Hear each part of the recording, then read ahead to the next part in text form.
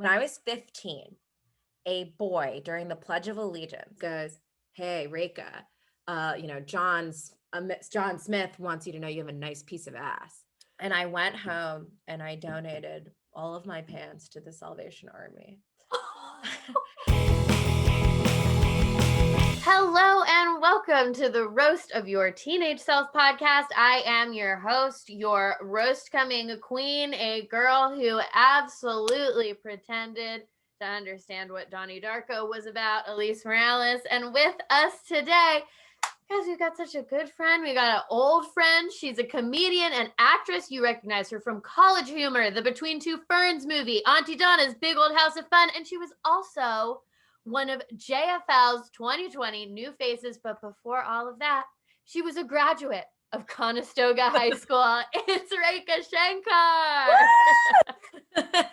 Yes, that's my biggest achievement. Mm-hmm.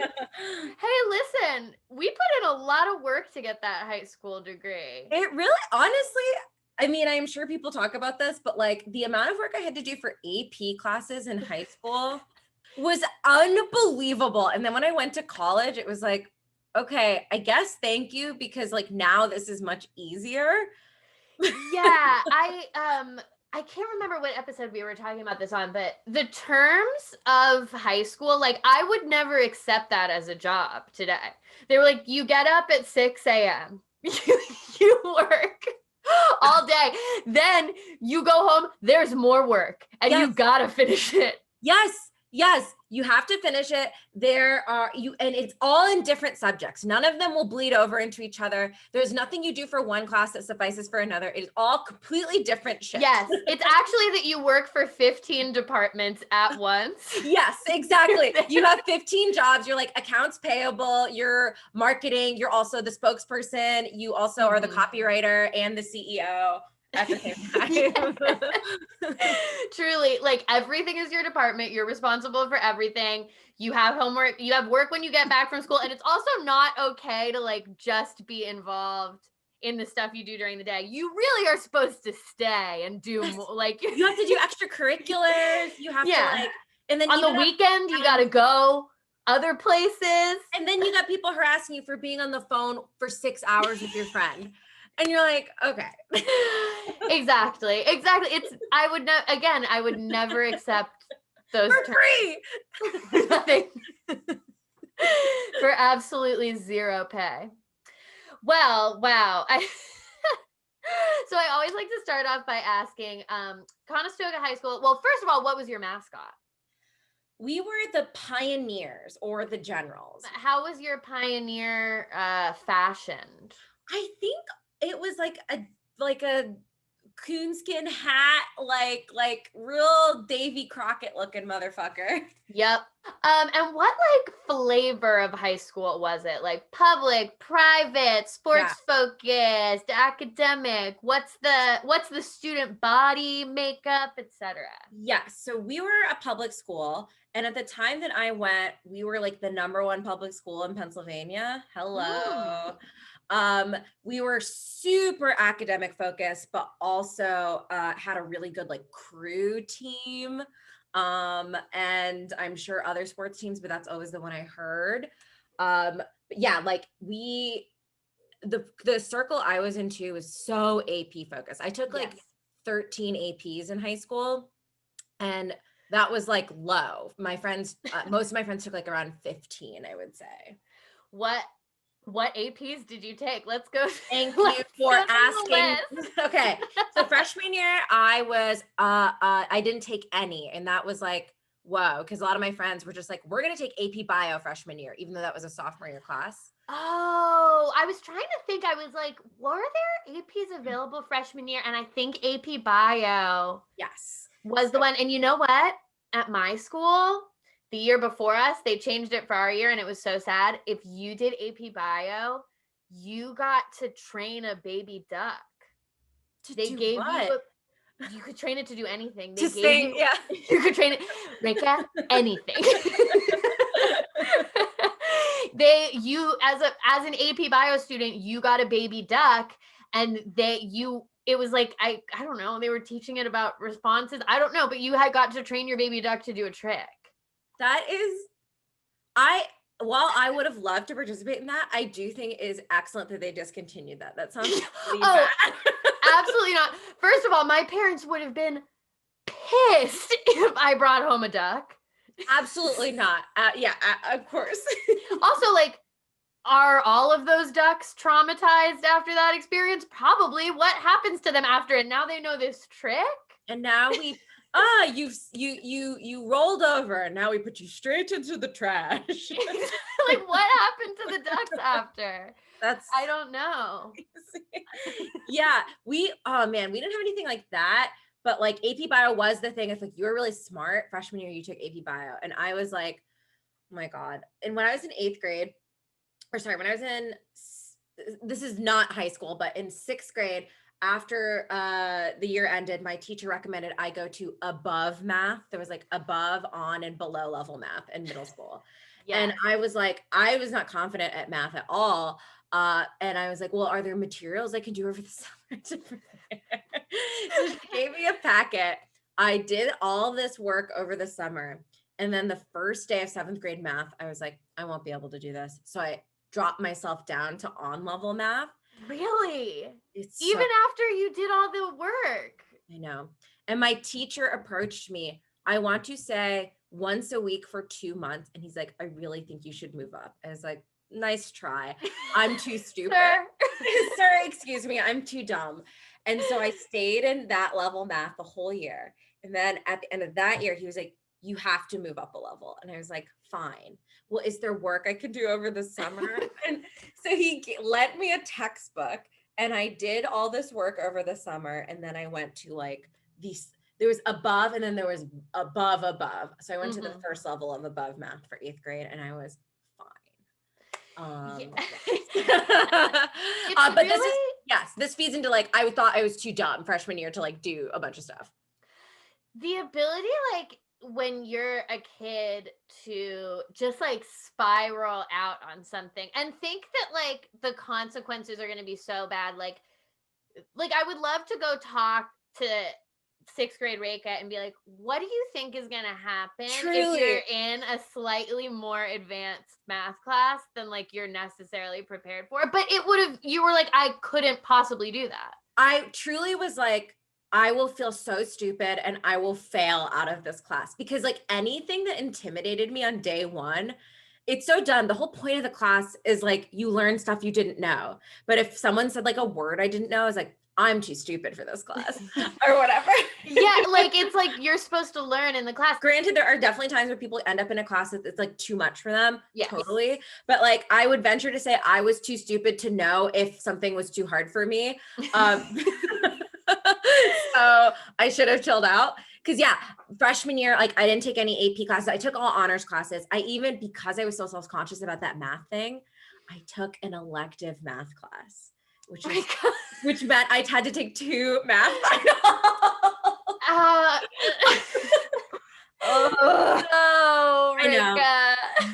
I know. And then sophomore year, I took Algebra 2 BC, which is such a weird terminology that only like math classes get. Did you have like AB math and BC math? Yes, I remember we had BC Calc. Yes. BC Calc. I did not get there. So yes. I don't know these are weird distinctions. So I was in Algebra 2 BC, which is a huge jump from what I was doing before. And that class was too hard. I got like B pluses, which was like not normal for me. And oh my God. So I took that, which counted kind of like AP, but there was no AP test, and AP Bio that year and AP Euro. I remember AP Euro, which I did not take because I was still too nervous. Yes. I started taking my AP classes my like junior year. Yes. I think that is normal. And my high school was like extremely competitive and you always knew everybody else's shit. Like even in my AP Bio class, what's so crazy about me being like, I'm too dumb for this. that single-handedly is the class I fucking destroyed at. Out of like any class in high school, I got like 100% every semester. I fucking nailed that class, but they would like post your grades and they would put your student ID number next to it as if that was obscuring it at all. Cause I was like, I know Michael and I are competing for number one. So I know what his student ID, it's so stupid. Yeah. I still remember my high school student ID number because, well, I'll Me too, just say it. 1702-710. 131131. Yes. And I would have to type it in to get a cookie. So I would just like, I'll never forget it. It's so funny. Yeah, so that was sophomore year. Junior, oh, by the way, after sophomore year, I went to biomedical research camp for a summer. That's the only sleepaway camp I've ever been to. Okay, so now you're partying. Now I'm letting loose as a teen. I'm not a nerd. I'm going to sleepaway camp with lecture in the morning and lab in the afternoon. Biomedical research camp. Absolutely. And I requested a single dorm because again, I was very nervous and I was like, I don't need any more friends. Even though to learn. I was very extroverted. I don't know why. I think I was just like, I'm never going to meet anyone as cool as my current friends. So like, I don't need any new friends. Give me a single room. That's so funny because usually the point of camp is to be like, I'm going to go to camp and meet a whole new group of friends and be this new person who I am at camp. Honestly, but you were like, no, I'm here to learn. I'm not here to make friends. Honestly, in retrospect, I understand the decision because the people at that camp, with the exception of one girl that I kept in touch with for a long time, were weird. A biomedical research camp? I know, I was shocked. And it was mostly men and they were all disgusting. Yeah, you know what? Actually, I do think we needed to put Teen Rekha in a private area and just keep her far away. Yeah. She's here to learn. She doesn't. I actually have turned around on this 100%. And I'm like, actually, you know what? You were keeping yourself safe and happy. Because they were like, I have no problem with like nerds. I'm talking about like those smarmy dudes that were like, I'm smart and popular. There were some guys like that there. And I remember once they found out that I brought the Seinfeld DVDs with me and they were like, do you want to do a viewing party in my dorm? And I said, no. And then he's like, fine, slut. And I was like, cool. I think this is an incredible age. So the picture that I'm getting now of Teen Rekha, she's alone at biomedical research camp watching the Seinfeld DVDs. Yeah, that's true. And I brought 3 songs with me. My dad lent me his laptop so I could do work. And I put 3 songs on it. What were the songs? Fuck. It was Don't Panic by Coldplay on like the Garden State soundtrack or some shit like that. That sounds correct. It was some Coldplay-esque song if it wasn't that specifically. Remy Zero, whatever song was on the like OC, like whatever. Oh, California? Like California? No, not that song. Okay. But it was Hallelujah. Fair. It was called Fair. Yes. And then Snow Patrol Run. 3 pretty sad songs. Then you would just listen to those and watch the Seinfeld DVDs and learn about biomedical research. Absolutely. And I wrote a paper on cystic fibrosis by the end. Incredible. And you were not as academically dedicated as some of your friends? I think so. Because all my friends had ended up at Ivies and like Wellesley, Williams, like all these like Ivy adjacent liberal arts schools and stuff. I was like among the dumber of my friends. If they listened to this, they'd be like, no, you're not. I'm like, yes, I was. Shut up. Just let me say this. Let me be dumb. Yes.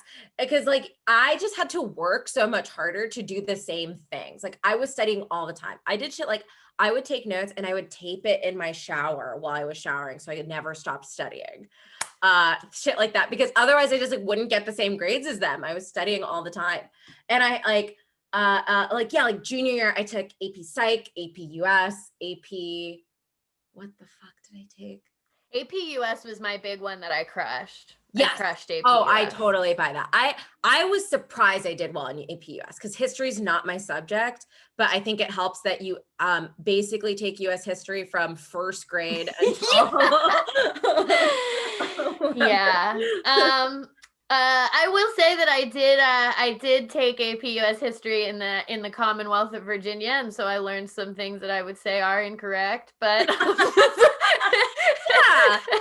but ultimately I did crush the class. Hell yeah. Fuck yeah. I mean, I think if anyone takes AP US history, you always learn some things that are incorrect. Yeah, and it's actually a fun game that you play for the rest of your life to kind of one of them will pop up and you'll be like, "Oh my God, that wasn't right at all." Oh, I thought that Absolutely. event was good and it was actually very bad. Oh yeah, I remember reading about Japanese internment in my US history textbook.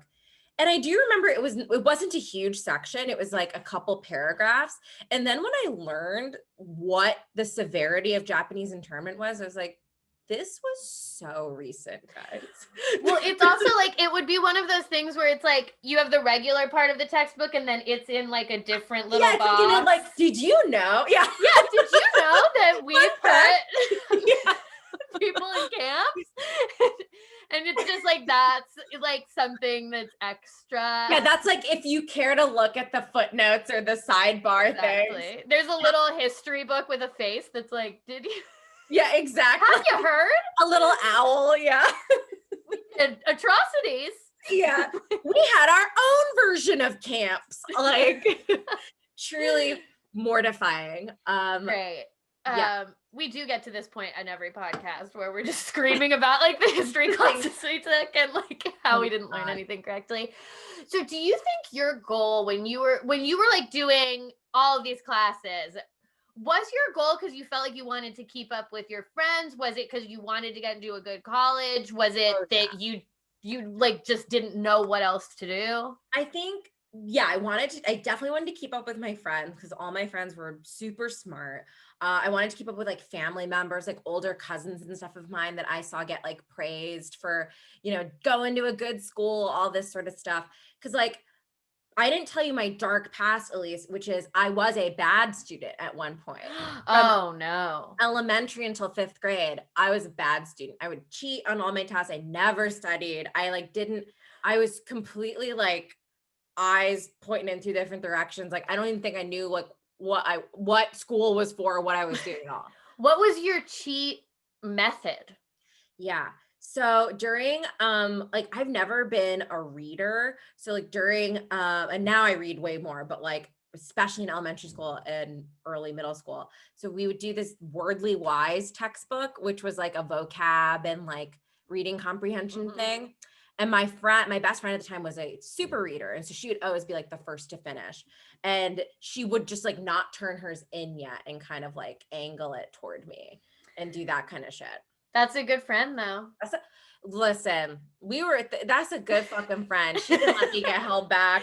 No, she was like, you know what? Underneath this bad student, Rekha, there's a good student, Rekha, that's maybe sick, but she's a good student. Exactly. That's demented. And she was white. So actually she's an ally.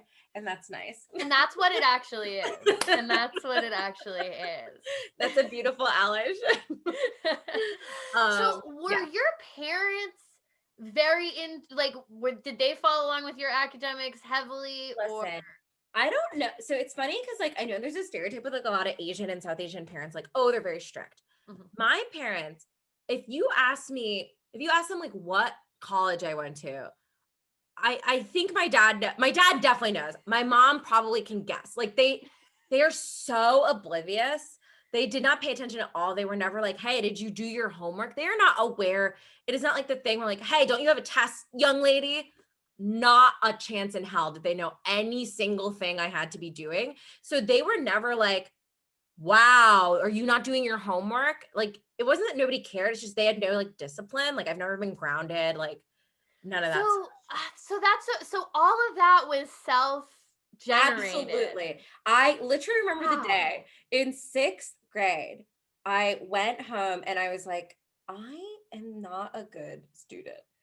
And I opened my my social studies textbook And I think it was something on the UK. I think it hadn't even been assigned yet. And I was like, what if just a test?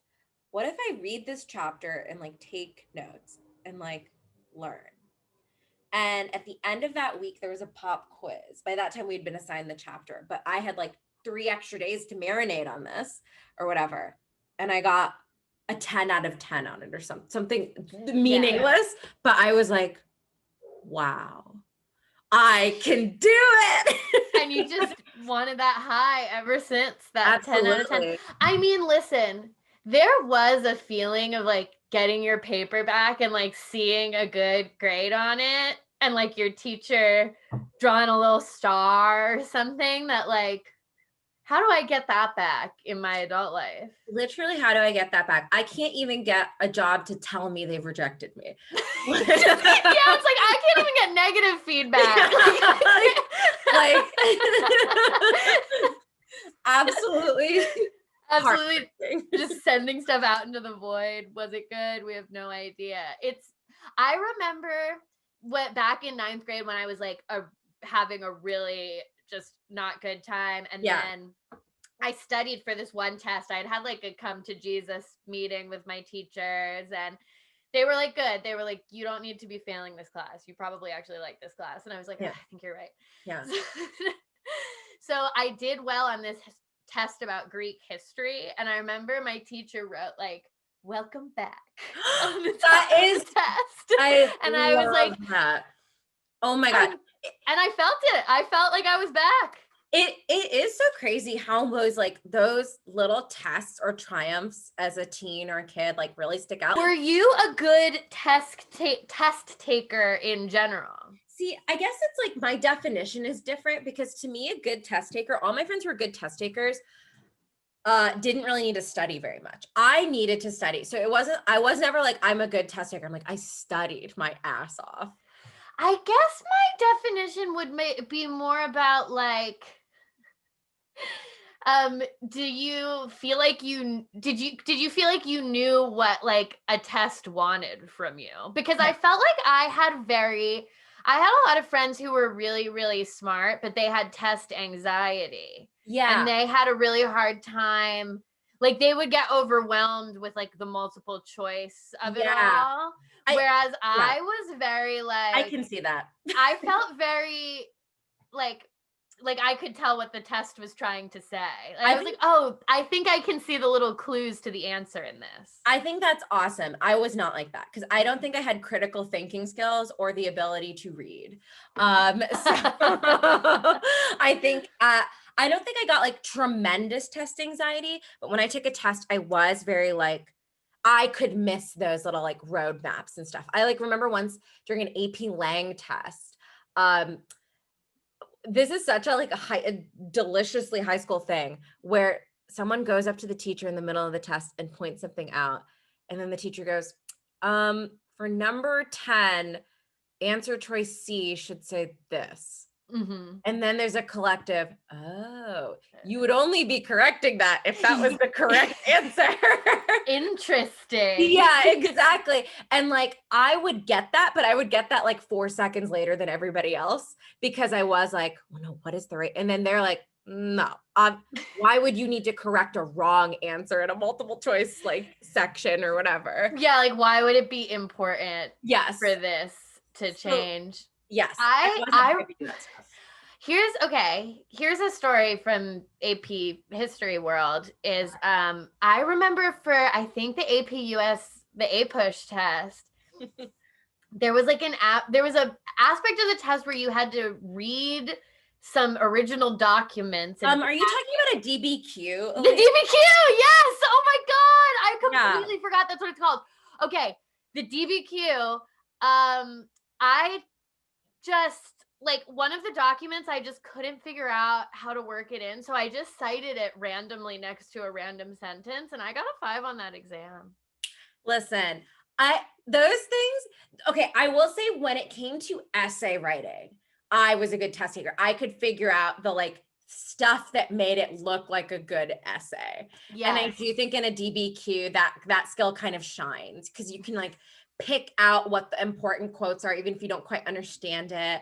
usually DBQs from when from like AP Euro, I remember the big thing they taught you was like, the point of this is that, every document has bias. So if you are reading about the Lutheran Reformation and you're reading a document and then you see it as written by a pope, like there's bias and you have to critically think about that document. If only everyone had taken. And honestly, I literally do think about that a lot because I'm like, yeah. So like Twitter is just the biggest DBQ of our lives. It really, wow. It really, really is. Okay, let's pivot and talk about, I mean, not that this isn't your social life, but let's talk about the crew. We actually have some photos here. So let's pull up these photos. Yes. Let's talk about, so this first one gives me strong like birthday party sleepover. What's happening here? Yeah, I'm pretty sure this is either a pool party of a friend of mine, and it's like it's not actually a pool party, but he just has a pool kind of thing because we're all wearing like winter clothes. But yeah, I think this is like a birthday party. These are definitely my like latter half of high school friends. I will say the two people on either side of me, I just did a Secret Santa with them. I am still extremely close with them. That's beautiful. We love to see that here on the roast. Yes. The woman to my left, the girl to my left has been my best friend since I was 11, and same with the person on my right. The person that we're talking to, I had a cable access TV show with in high school. Wow. Oh my God. In high school? Yeah, we had a TV class, which was really cool. And I thought maybe I'm too dumb for this. If you notice a pattern. That's really, we had a TV class too, but I didn't take it. Is that what made you go on the path of wanting to be in television and going to NYU and all of that? When I was 15, I was disgustingly obsessed with Larry David, and Jerry Seinfeld. I celebrated their birthdays. Like, it's a whole mess. And I remember, because this was when you could start to read about your faves online. And I read that Larry David carried a little notebook around with him to take notes on, and that like how he got started in TV. And I was like, oh, that sounds really cool. And I remember a friend of mine, not pictured here, was like, you should go to NYU Film. I was like, bitch, why? I don't know anything about that. And as I got into high school, there were TV classes. I thought it was a lot of fun. I started editing. And I was like, this is a blast, but I surely can't do this for a living. And then when I got to college, I applied as like pre-med, and then immediately switched to film because I hated it. Okay. So you got it. You were like, you wanted to be like near it basically, but you weren't ready to say. I wasn't ready to commit.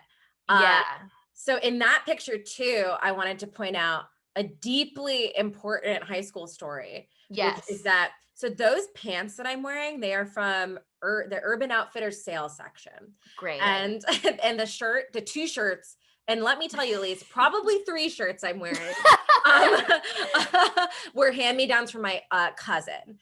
And my 2 things were, I loved free shit, and I was shorter than everybody I knew. So they always gave me their shit. Or their clothes, especially my friend that's on my left-hand side. Mm-hmm.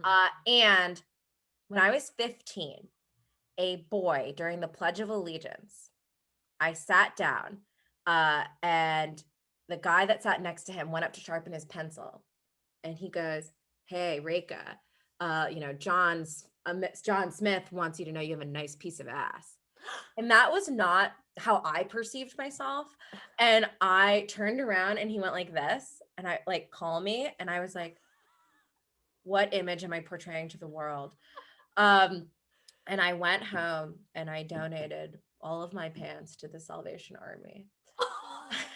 And I started buying pants that were like 3 to 4 sizes too big for me, including these pants, which you can't even see my legs in. I could pull these pants down while they were buttoned and zipped. They were very large. Yes. Oh my God. There's so much like sweetness to that story. And like, first of all, this teenage boy's first attempt at harassment. I know, which is beautiful. he's learning something new. You're learning something new. Yeah, it's really nice. And this is exactly why I loved the boys at camp. They're all equal level of intelligence to this man. Did you have a lot of crushes at this time, or were you? Did. I had tons of crushes, but I never saw them through. I didn't have my first kiss till I was 23 years old. And like, yeah, I was so like, no one would want to date me. So I'm just going to keep this all contained. And like, I didn't like my body, and the idea that it was changing was really uncomfortable to me. And like in an Asian family, they often don't tell you anything. Like when I got my period, the first thing my mom said was about maxi pads, and she's never said the word tampon. Not kosher, cannot use tampons. And then I literally said, just please don't tell anyone. She said, okay. 7 seconds later, she's like telling my sibling. Just on, like, on the phone. Truly, yes. Absolute immediacy. Cool. And then my dad came home, and he was so uncomfortable, and he pulled out a bouquet of roses, Louise.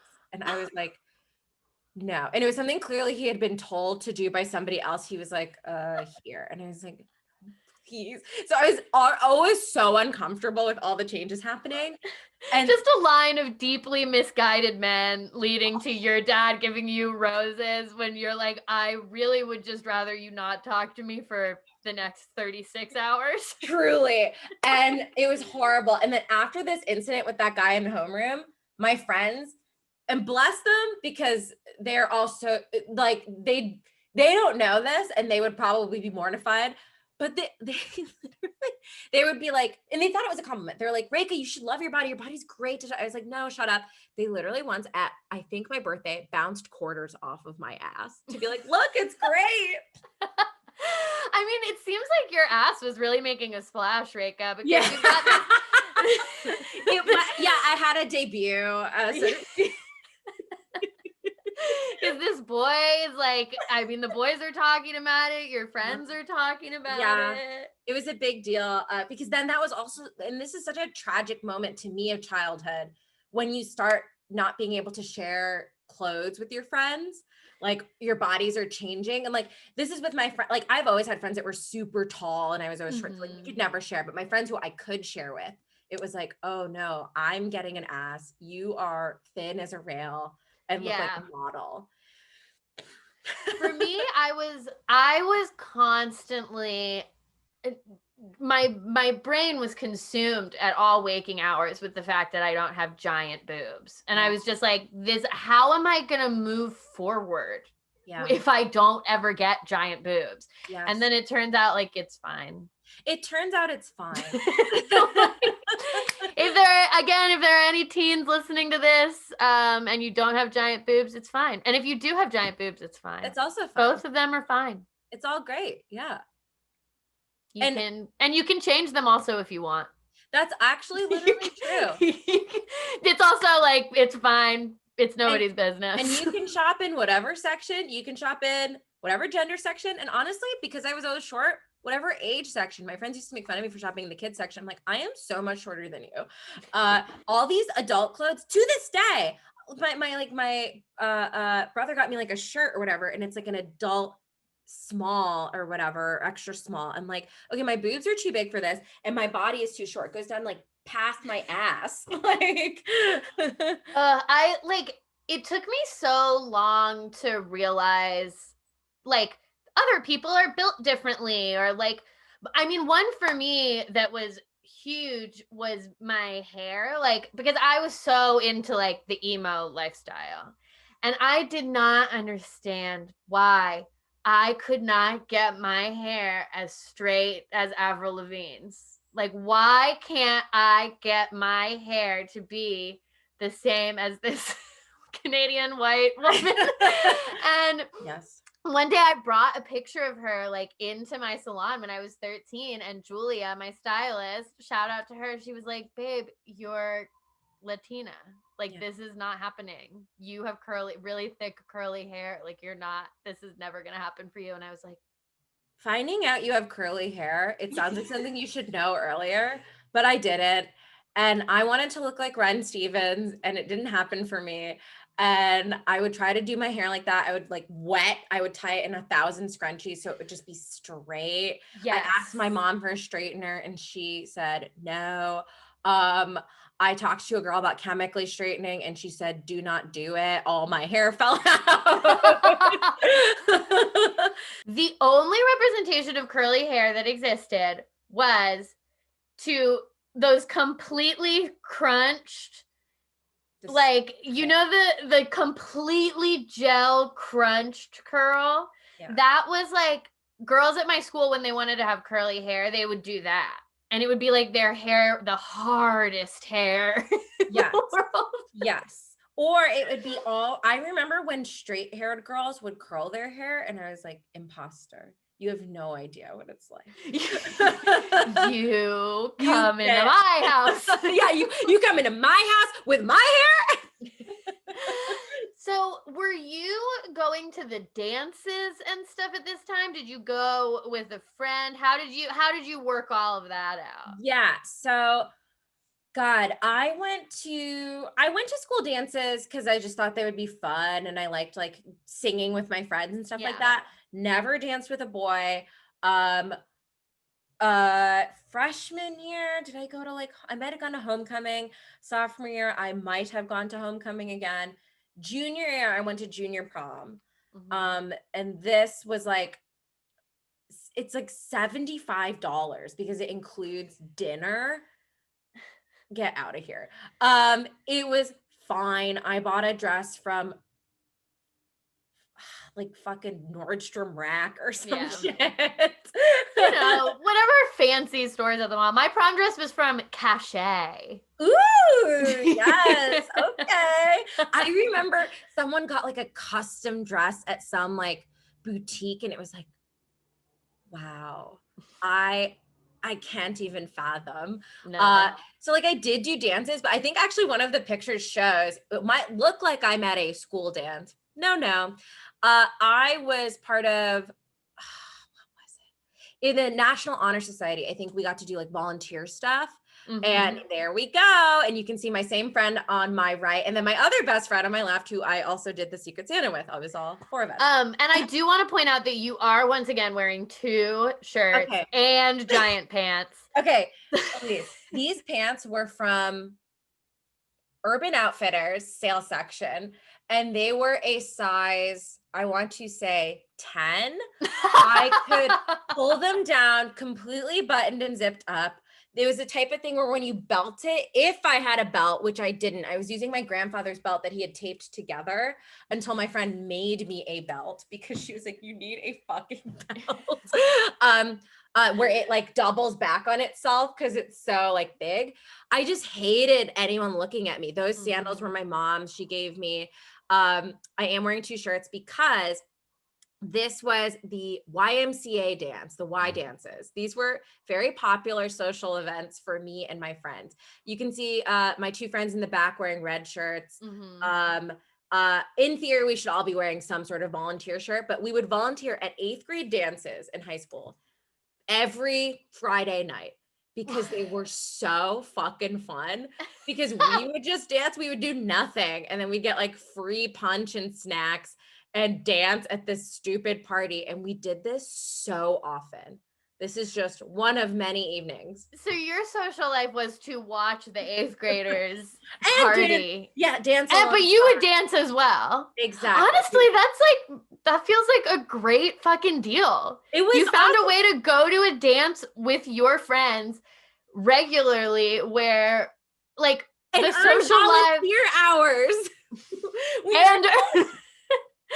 and look good on college applications and look fucking styling at the dance. Yeah.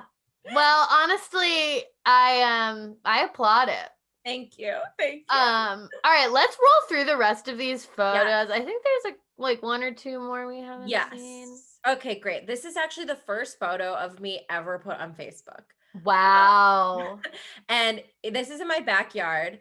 And I am wearing my middle school gym shorts and a SpongeBob t-shirt. So a classic look. SpongeBob fashion was huge, though. Can I say that if you wanted to like project to your schoolmates that you were fun and you were cool, like you had a SpongeBob t-shirt. So this was from Five Below, and weirdly, I got 2 of the same shirt for my birthday from 2 different friends from Five Below. So I had 2 of this shirt, and I didn't like how I looked in shorts, and so I just wore my gym shorts. Those are middle school gym shorts, but this picture was taken in 2005, or when I was 15 or whatever. So those shorts I had since I was 9. I got those shorts when I was 9 years old and went to my new middle school, having moved from Connecticut. And I was so short and small. The gym teacher gave me the shorts and I had to roll them up like 7 times because they were so large. And by age 15, I really filled out these middle school shorts nicely with my gigantic ass. And that was kind of your first, well, that was your first foray into wearing huge pants. Exactly. So later in life, when you get sexually harassed, you're like, you know what? I've been here. I actually have in my possession a solution to this problem, and it's to wear enormous pants. And what's nice about these middle school gym shorts is they double as bathing suit bottoms. And now when you go to a pool party and you don't know how to swim, you wear these pops and you just stick your legs in and you look nice. And then your friend tells you lovingly, hatefully, you should wear a burkini and cover your whole body. And you go, yes. And you're like, you're like, no, that's funny. That's funny. So this is me building a tent in my backyard. We would call it going tenting, and we would build a tent in my backyard and do a sleepover there. And actually, that is how I used to wake up ludicrously early. I'd wake up at like 5 a.m. on my own accord, or 6 a.m. And so I woke up before all of my friends, and I went inside and I was like, let me watch TV. And the thing that was on was Garden State. So that's how I saw it. And I was like, this movie wasn't very good. I did not understand it. Why is he acting like this? Why is she acting like that? Did he fucking kill his mom? Yeah. I don't like the Shins. Yeah. I don't think they're a good couple. Yeah. Exactly. Yeah. We are coming up on the end now. So we've got this picture of T and Rekha. Yes. She's studying. She loves Seinfeld. Yeah. She's wearing big ass pants. She's got giant pants. She maybe needs to relax a little bit. Absolutely. If you could talk to teen Rekha today, what would you tell her? I would say you need to look up people with curly hair so you can stop feeling like shit about your curly hair. Absolutely. And look up people with your body type and stop looking at people who don't genetically have your body type. I would say those 2 things. Yeah. Having an ass is okay. You just need to understand your ass and not fight your ass. That you are allowed to feel pretty, that you are not as stupid as you think you are. And that, Oh, I didn't shave my legs until I was a senior in high school. And a lot of friends gave me shit about that. And so I think I would tell my friends to fuck off. I literally, one of my friends apologized like recently for that. She's like, I'm sorry I told you to shave your legs in high school. I would literally shave them as a present for people. Like, oh my God, a birthday present. And I would wear a skirt and be like, here, you got what you wanted. I mean, I could have, if I had a friend who wasn't shaving her legs, I would have been like, you have to do it. Because people just did, and it didn't even strike me as weird that my friends were telling me that, but I think I would be like, hey, we can all relate. And I think in turn, I would not judge my friends. I would try not to be judgmental of my friends who were shaving their legs. Because I think I did be like, oh, who you think you're an adult now? You're going to start kissing everybody now. I'm like, leave me behind, you know? It is a very visible symbol of like who's becoming a sexual being.